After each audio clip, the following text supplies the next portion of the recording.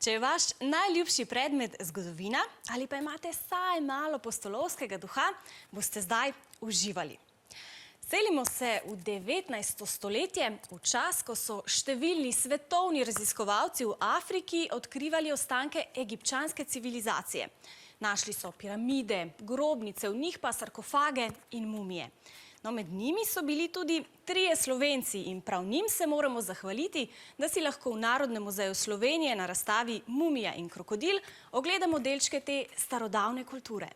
Nagačen krokodil, jezni lovci, prekletstvo mumije. Mladi raziskovalci so odšli po poti 3 slovenskih raziskovalcev Egipta, Antona Laurina, Ignacija Knobleharja in Jožefa Švegla, ki so pred 170 leti iz starega Egipta v Slovenijo pošiljali najdbe.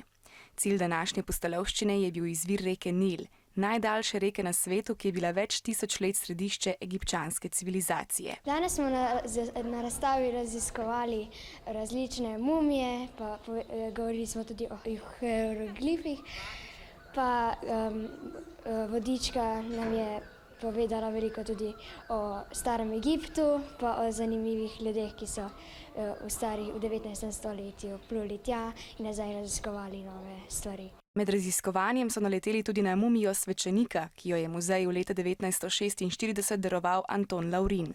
To je tudi edina mumija, ki jo imamo v Sloveniji. Egipčani so telo pokojnih ohranili tako, da so odstranili vse notranje organe, prazen prostor pa napolnili z ilovico in drugimi snovmi ter ga odišavili. Telo so nasolili in sušili več mesecev, nato pa ga zavili v platnene povoje.